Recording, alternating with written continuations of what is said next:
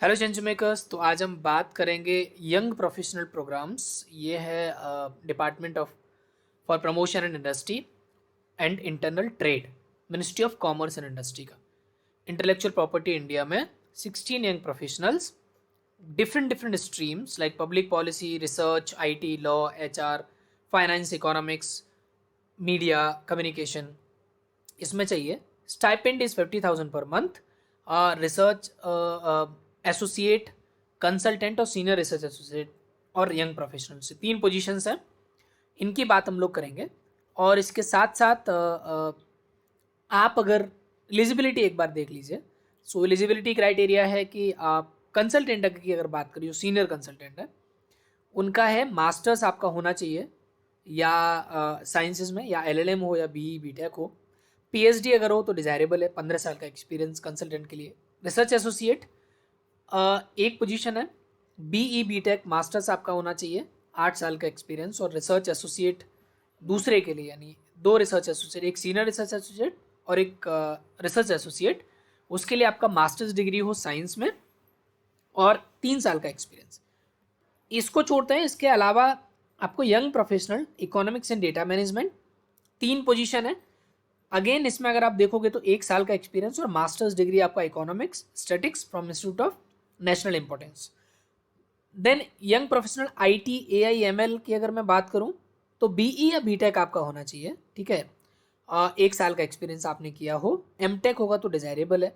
Public policy के लिए bachelor degree in any discipline and master's degree या diploma in public policy and equivalent from institute of national importance, ठीक है। Desirable क्या है? Knowledge आपको हो आईपीआर के फील्ड में तो प्रीफरेबल होगा। 1 साल का अगर आपका एक्सपीरियंस है गवर्नमेंट डिपार्टमेंट इंस्टीट्यूशंस में काम करने का। Young professional media and communication की बात करें तो मास्टर्स होना चाहिए आपका जर्नलिज्म और कम्युनिकेशन में। नॉलेज आपकी होनी चाहिए विजुअलाइजेशन, ग्राफिक, क्रिएटिव वर्क, 1 साल का रिलेवेंट एक्सपीरियंस। फाइनेंस की बात करें तो MBA, PGDM in the discipline of finance from institute of national importance. Higher qualification in the field of finance prefer होगा।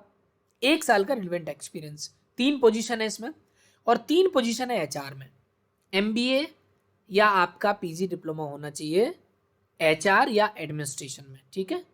उसके साथ साथ 1 साल का आपका एक्सपीरियंस किसी गवर्नमेंट डिपार्टमेंट इंस्टीट्यूशन या ऑफिस के लिए।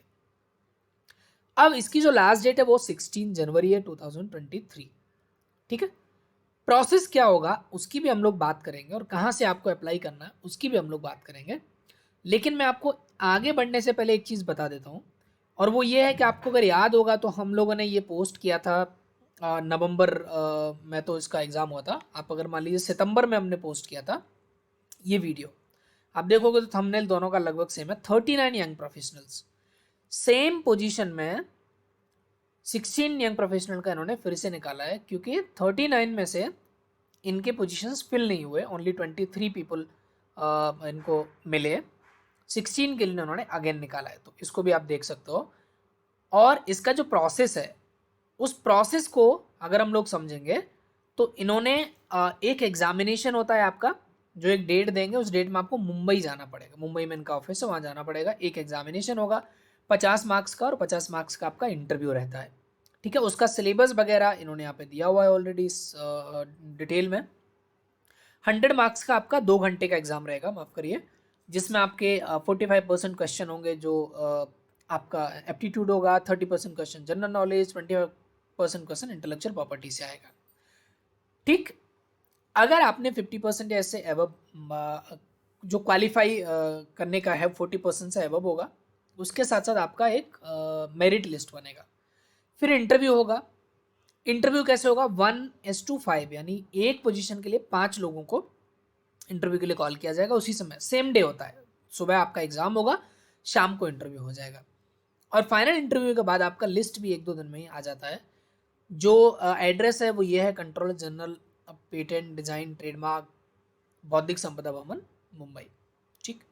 आपको अप्लाई कैसे, ये पूरा टर्म्स एंड कंडीशन आप पढ़ सकते हो, उसका लिंक मैंने डिस्क्रिप्शन में डाला हुआ है। अब आपको अप्लाई कैसे करना है, ये लिंक आपका है। इसमें 2 चीज़ें, एक ये नोटिस है आपका, उसका लिंक है, एक ये ऑनलाइन एप्लीकेशन के लिए लिंक है। तो ऑनलाइन एप्लीकेशन के लिए जैसे आप क्लिक करोगे तो यहाँ पे ईमेल आईडी मांगेगा। तो आपको क्या करना है, न्यू रजिस्ट्रेशन करना है। न्यू रजिस्ट्रेशन करने के बाद आप हर बार जब जब साइन इन करोगे तो ईमेल आईडी मांगेगा और ईमेल आईडी पे ओटीपी जाएगा, उस ओटीपी को डाल के आप लॉग इन करोगे। ठीक, यहाँ से आप इसको एप्लीकेशन को अपने क्रिएट कर सकते हो। बहुत आसान है, पूरा एप्लीकेशन आप भर दोगे। उसके साथ साथ ये वाला जो है डॉक्यूमेंट, उसमें आपको डिटेल मिलेगा, मतलब कि सारा जितना भी डिटेल है आपका इससे रिलेटेड वो आपको मिल जाएगा। ठीक, तो उसमें आप अप्लाई कर सकते हो ऑलरेडी। ठीक, तो इसको आप जल्दी से जल्दी अप्लाई कर दीजिए। इसका लास्ट डेट जो है वो है 16 जनवरी, राइट।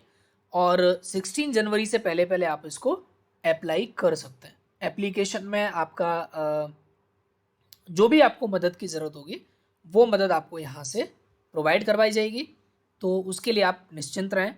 ये मैं आपको अगर दिखाऊं, जो मैं आपको दिखा रहा था, ये लास्ट जो हम लोगों ने सितंबर में पोस्ट किया था उसका ये फाइनल लिस्ट इन्होंने दिया था।